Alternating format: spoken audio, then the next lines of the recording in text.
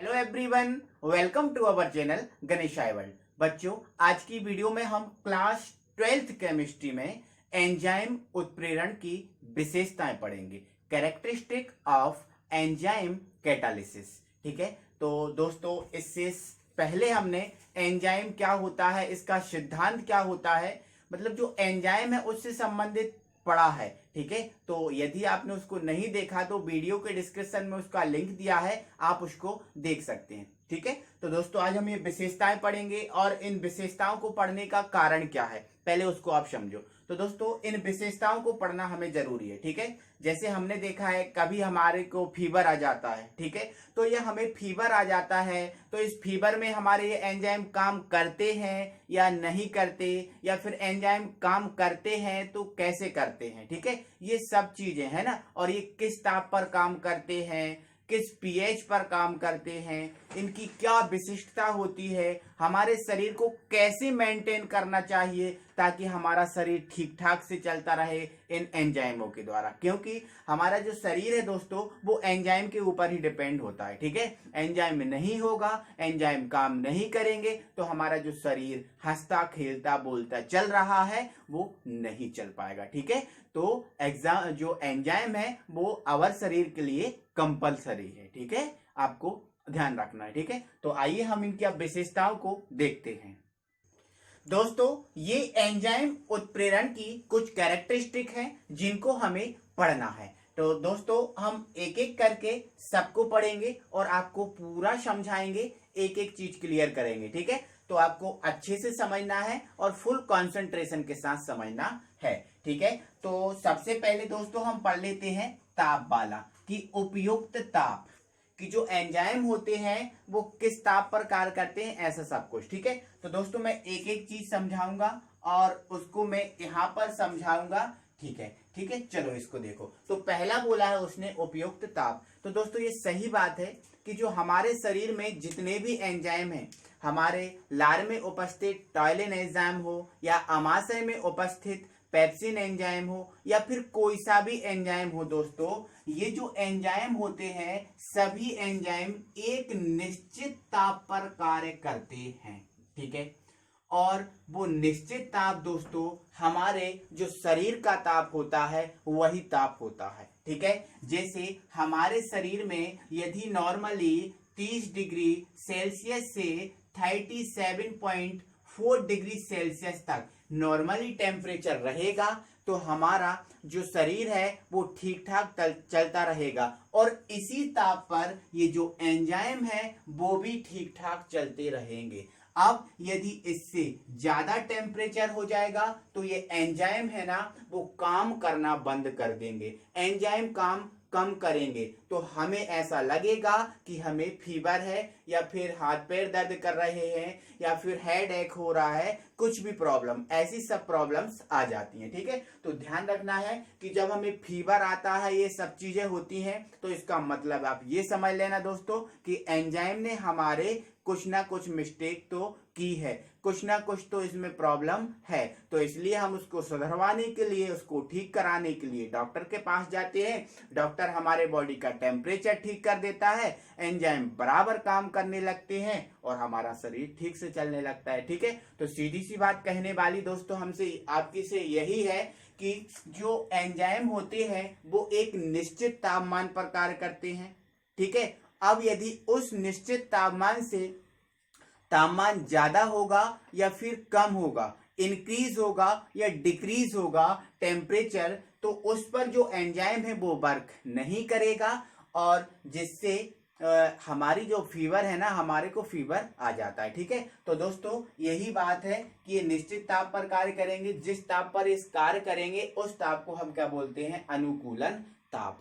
Clear है आपको? ठीक है, अब आपको मैं एग्जाम में लिखने के लिए, आपकी कॉपी में लिखने के लिए इसका पॉइंट बोल रहा हूं, आप चाहो तो नोट कर सकते हैं। ठीक है, तो लिखो क्या, कि प्रत्येक एंजाइम एक निश्चित ताप पर कार्य करता है। इस निश्चित ताप से कम या ज्यादा ताप होने पर ये एंजाइम काम नहीं करते। ठीक है, इन निश्चित ताप को हम अनुकूलन ताप कहते हैं। ठीक है, और दोस्तों जो निश्चित ताप होता है इस निश्चित ताप को हम क्या बोलते हैं, अनुकूलन ताप, अनुकूलन ताप, ये चीज आप क्लियर करके रख लेना, ठीक है। कभी क्वेश्चन ऐसे आ जाता है कि अनुकूलन ताप किस ताप को कहते हैं, ठीक है, तो आपको क्या आंसर रहेगा, एंजाइम जिस ताप पर कार्य करते हैं उसे अनुकूलन ताप कहते हैं, ठीक है। चलो ये हमारा पॉइंट फिनिश हो गया। इसके बाद हमारा जो सेकंड पॉइंट है वो है उपयुक्त पीएच, ऑप्टिमम पीएच। दोस्तों सही है, हमारे शरीर का कुछ पीएच भी होता है, जैसे टेम्परेचर होता है उसी प्रकार हमारे शरीर का कोई पीएच भी होता है, ठीक है। तो हमारे शरीर के यदि पीएच की एक्चुअल में बात करें तो हमारे शरीर का पीएच है ना 5 से लेकर 7 पीएच तक सही रहता है। 5 से लेकर 7 पीएच तक जो हमारे बॉडी का पीएच मान होता है वो सही होता है, ठीक है। अब यदि इससे पीएच ज्यादा होगा या इससे पीएच कम होगा, डिक्रीज होगा या इंक्रीज होगा, तो हमारा जो बॉडी है उसका मेंटेन बिगड़ जाएगा, ठीक है। अब बिगड़ जाएगा तो एंजाइम भी काम नहीं करेंगे। तो दोस्तों जो पीएच है, जो एंजाइम है वो एक निश्चित पीएच मान पर कार्य करते हैं, और इससे पीएच मान कम या ज्यादा होगा तो एंजाइमों का जो संतुलन है वो बिगड़ जाएगा, फिर वो ठीक से काम नहीं करेंगे, ठीक है। और दोस्तों जिस निश्चित पीएच पर जो एंजाइम कार्य करते हैं उस पीएच को हम बोलते हैं अनुकूलन पीएच। क्या बोलते हैं, अनुकूलन पीएच, ठीक है। ये क्लियर रहा आपको। अब एग्जाम में लिखने के लिए पॉइंट बोल रहा हूं, सुनो आप, ठीक है। लिखो, क्या प्रत्येक एंजाइम एक निश्चित पीएच पर कार्य करते हैं, ठीक है। इससे ज्यादा या कम पीएच मान होगा तो एंजाइमों का संतुलन बिगड़ जाएगा। इस निश्चित पीएच मान को अनुकूलन पीएच मान कहते हैं, और इस अनुकूलन पीएच मान का, इस अनुकूलन पीएच का मान 5 से 7 पीएच होता है। ये आपको लिख लेना, ठीक है। चलो अगला पॉइंट है हमारा उच्च क्षमता, हाई एफिशिएंसी। इस हाई एफिशिएंसी का मीन्स दोस्तों इतना है कि जो उत्प्रेरक होते हैं उनकी जो क्षमता होती है, कार्य करने की क्षमता होती है, बहुत हाई लेवल की होती है, बहुत एफिशिएंट होते हैं ये, ठीक है। क्यों, क्योंकि देखो इनका कार्य हमने देखा है, हमारे शरीर में लार बनती रहती है, ठीक है, और ये कभी खत्म नहीं होती, बनती रहती है। आप सोते हो तब भी आपको लार बनती रहती है। कभी कभी कुछ लोगों के तो मुंह में देखा है कि सुबह उठते हैं और तो ऐसा होता है, ठीक है। ये बनती रहती है लार, है ना। तो क्यों, क्योंकि एंजाइम की जो है ना कार्य क्षमता बहुत हाई है, बहुत स्ट्रॉन्ग है, ये काम करते रहते हैं, ठीक है। क्यों, क्योंकि जो एंजाइम है किसी अभिक्रिया की जो दर है उसको 10 टू दी पावर 8 से 10 to the power 20, 10 to the power 8 से 10 टू दी पावर 20 गुना भी बढ़ा सकते हैं, क्योंकि इनकी क्षमता बहुत होती है। अगर वही क्रिया जैसे हमारे लार में टॉयलिन एंजाइम ना हो तो ये लार है ना बनेगी नहीं, और बनेगी ना तो घंटे 2 घंटे में एक आध बूंद बन जाएगी, है ना। लेकिन अगर यही प्रक्रिया टॉयलिन एंजाइम की उपस्थिति में होती है तो हमारे शरीर में लगभग 1.5 लीटर लार बनती है पर डे। समझ में आया आपको, ठीक है। तो क्यों, क्योंकि एंजाइम की उपस्थिति में इनकी जो क्षमता है वो 10 टू दी पावर 8 से 10 टू दी पावर 20 गुना तक बढ़ जाती है। अब इसका पॉइंट सुनो, ठीक है। क्या है, एंजाइम उत्प्रेरक अभिक्रिया या फिर जैव अभिक्रियाओं की क्षमता को कई गुना बढ़ा सकते हैं, जो 10 टू दी पावर 8 से 10 टू दी पावर 20 गुना बढ़ा सकते हैं। अतः ये उच्च क्षमता वाले होते हैं, ठीक है। चलो अगला पॉइंट है हमारा अल्प मात्रा, स्मॉल क्वांटिटी। दोस्तों ये सही है, आपको जरूरी नहीं है कि एंजाइम किसी अभिक्रिया को उत्प्रेरित करने के लिए उसकी ज्यादा मात्रा ही हो। ऐसा जरूरी नहीं है कि किसी अभिक्रिया को उत्प्रेरित करना है, कोई बड़ी अभिक्रिया है तो जो एंजाइम है उसकी क्वांटिटी भी ज्यादा चाहिए होगी, ऐसा नहीं होगा, क्योंकि क्योंकि जो एंजाइम होता है उसकी जो अल्प मात्रा होती है, स्मॉल क्वांटिटी होती है, वो वही कार्य करती है जो इसकी इनफ मतलब ज्यादा क्वांटिटी काम करती है।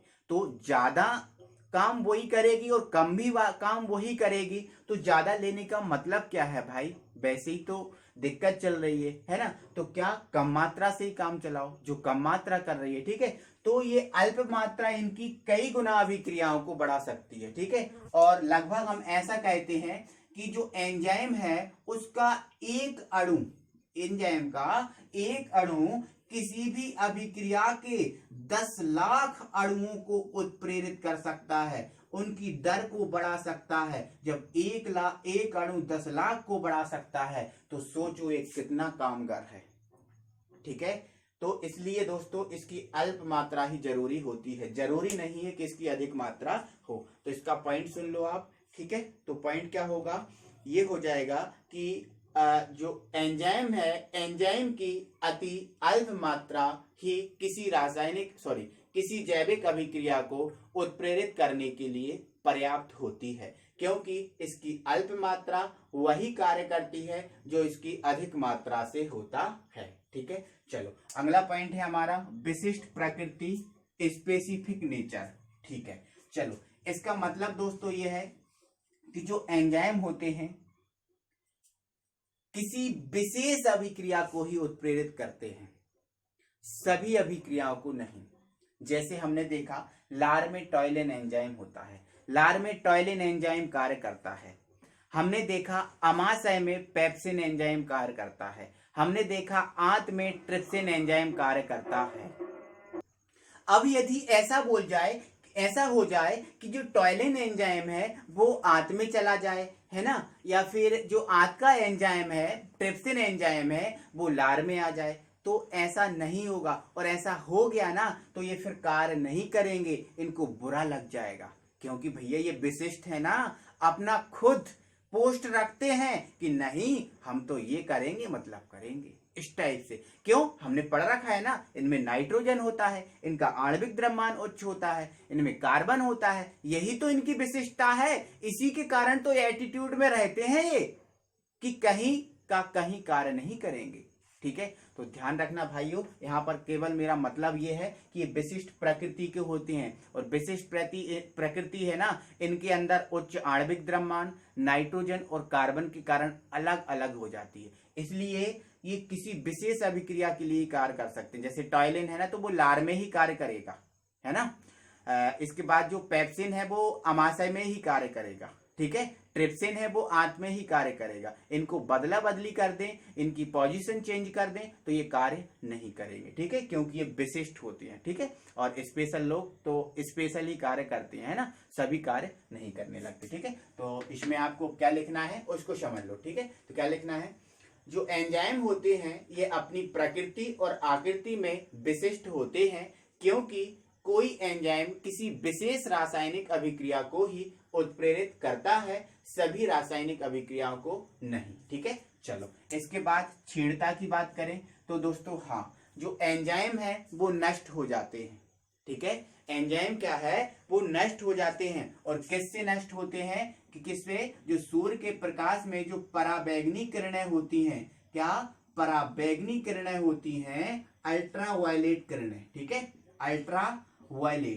अल्ट्रा यूवी किरणें होती हैं।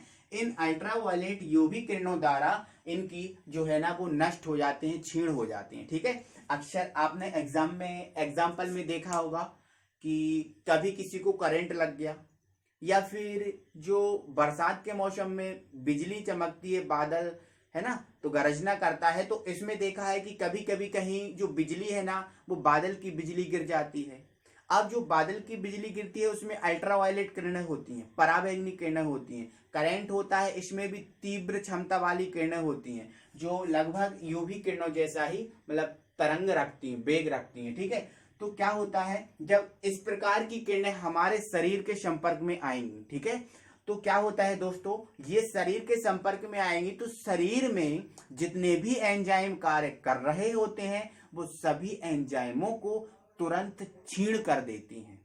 क्योंकि जब अल्ट्रावायलेट किरणें हमारे शरीर के संपर्क में आएंगी तो हमारा जो एंजाइम है वो खत्म हो जाएगा, और खत्म हो जाएगा तो जिससे हमने देखा है कि कभी करंट लग गया, कभी ऊपर से बिजली गिर गई तो उस इंसान का डेथ हो गया, है ना, या फिर वो इंसान बेहोश हो गया। अब यदि अल्ट्रावायलेट किरणें कोई तीव्र नहीं होती हैं, ज्यादा नहीं होती हैं, तो वो आदमी बेहोश हो जाता है, उसका ट्रीटमेंट कराती है तो वो ठीक हो जाता है, ठीक है। लेकिन अगर तीव्र होती हैं तो उसका खत्म होना निश्चित है, ठीक है। तो ध्यान रखना है दोस्तों, इसका पॉइंट ये है कि अल्ट्रावायलेट किरणों द्वारा एंजाइम नष्ट हो जाता है, या फिर एंजाइम एंजाइम पराबैंगनी किरणों द्वारा नष्ट हो जाता है।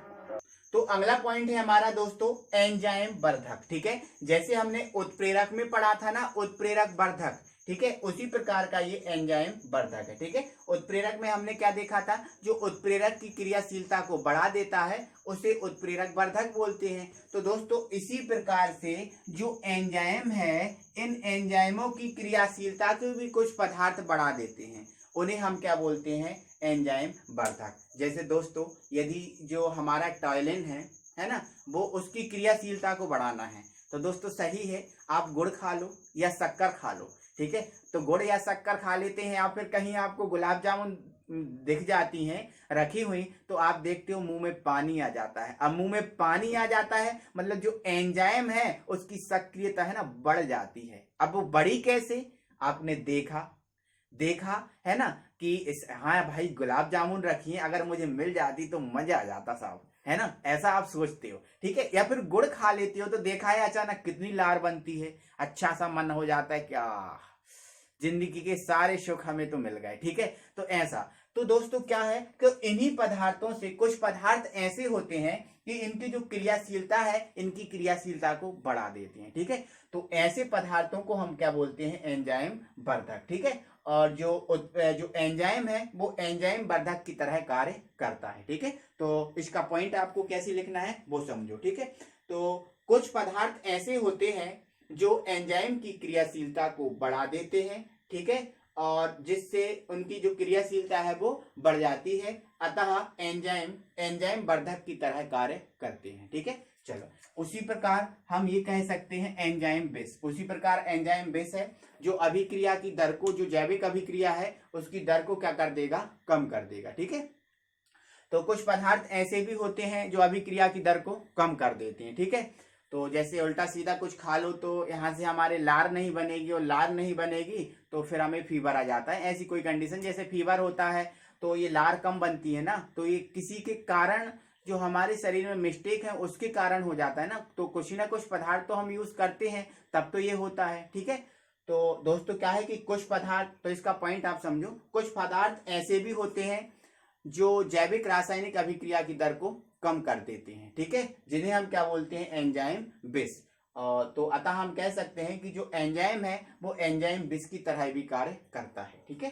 तो आई होप कि आपको ये एंजाइम की कैरेक्टरिस्टिक मैंने आपको बताई है, आपको अच्छा लगा होगा, मजा आया होगा, ठीक है। तो दोस्तों आप इनको बहुत अच्छे से समझ गए होंगे। एंजाइम से संबंधित सारी वीडियो आपको लगभग 2 से 3 वीडियो आ चुकी हैं, आप उनको समझे पढ़ें, ठीक है, आपको कोई प्रॉब्लम नहीं रहेगी, ठीक है। और यदि फिर भी कोई दिक्कत जाती है तो दोस्तों कमेंट बॉक्स खुला हुआ है, आप कमेंट बॉक्स में करके मुझे बताएं कि सर हमें यहाँ प्रॉब्लम जा रही है, तो हम उसको भी सॉल्व करेंगे, ठीक है। तो दोस्तों यदि आप नए व्यूअर हैं, अभी तक आपने चैनल को सब्सक्राइब नहीं किया है तो प्लीज चैनल को सब्सक्राइब करें, है ना, और बेल आइकन को प्रेस करें, है ना। और अच्छा लगा है तो वीडियो को लाइक करना दोस्तों ना भूलें, क्योंकि लाइक में आप लोग कंजूसी कर देते हो, ठीक है। और अपने दोस्त लोग को भी शेयर करें ताकि उन लोग का भी फायदा हो, ठीक है। तो दोस्तों अगली वीडियो में हम फिर मिलेंगे, तब तक के लिए थैंक यू वेरी मच।